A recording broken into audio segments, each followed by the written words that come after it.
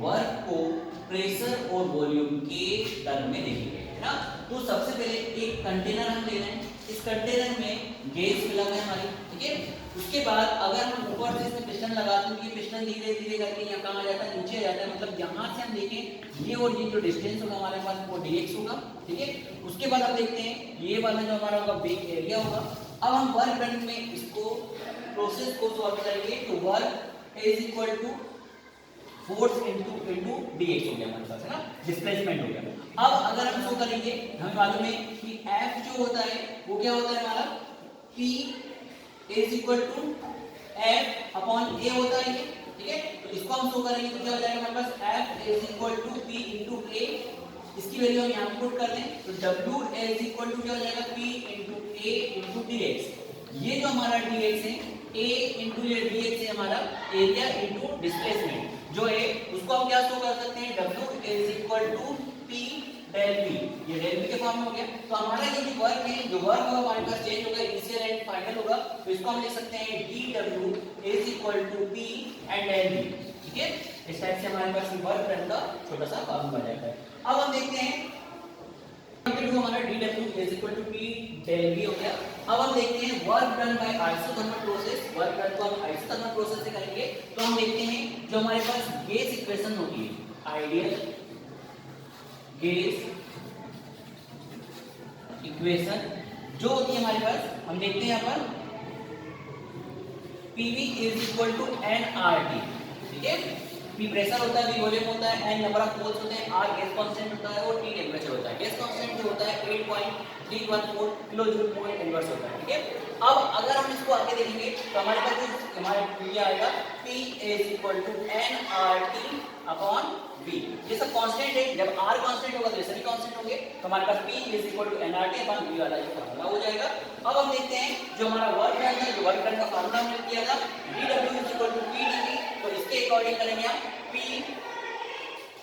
dW is equal to P del V। तो then dW is equal to ये D, ये जो P की वैल्यू है हम यहाँ पुट कर सकते हैं। तो nRT यहाँ पे हो जाएगा हमारे पास nRT अपॉन V इनटू क्या हो जाएगा हमारे पास, डेल्टा V, ओके। दोनों साइड हम क्या करते हैं, इंटीग्रेशन लेने पर टेक बोथ साइड इंटीग्रेशन, ठीक है।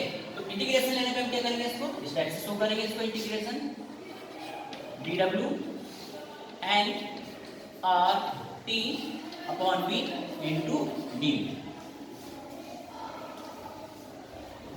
करेंगे तो हमारे पास होगा dW हो जाएगा यहाँ पर dW इज इक्वल टू क्या हो जाएगा यहाँ पर nRT। इसको हम कर सकते हैं यहाँ पर V इनटू dV, है ना। ये हमारे पास जो वैल्यू होगी, इसकी वैल्यू हमारे पास एक बार क्या होगी V2 और एक बार हमारे पास क्या होगी V1 होगी, ठीक है। अब इसको सॉल्व करेंगे हम तो dW is equal to nRT। इनकी वैल्यू जो हमारे पास होगी वो log E के फॉर्म में आ जाएगी। हम इसको इस टाइप से कर सकते हैं यहाँ पर log हो गया। इसको लिखेंगे हम del W is equal to nRT, फिर log E V2 minus log V1। ये लिमिट जो हमारे पास थी उसको हमने इस टाइप से इसको log के फॉर्म में शो कर दिया, ओके। ये वैल्यू हमने लिखी है। इसके बाद जो हमने ये किया था, इसके बाद जो वैल्यू आई हमारे पास del W is equal to nRT log V2 upon V1। इस टाइप से इसको टर्म में कर सकते हैं हम, है ना। जो हमारे पास फार्मूला होता है log E V2 minus V1, उसको हम शो कर सकते हैं V2 अपॉन V1 के फार्मूले के फॉर्म में शो कर सकते हैं ना। अब हम क्या करेंगे, इसको dW, अब log E को हम क्या करेंगे, log 10 में कन्वर्ट करने के लिए 2.303 से मल्टीप्लाई कर देंगे। तो इसको करेंगे हम 2.303 into nRT log 10 V2 upon V1, ठीक है। तो ये हमारे पास फाइनल फॉर्मूला जाएगा, ये 2.303 nRT log 10 और V2 अपॉन V1 इस फॉर्म में हम इसको करेंगे। और ये हमारा फाइनल जो फॉर्मूला होगा वो यही होगा, जो किसके फॉर्म में आएगा, work done by isothermal process.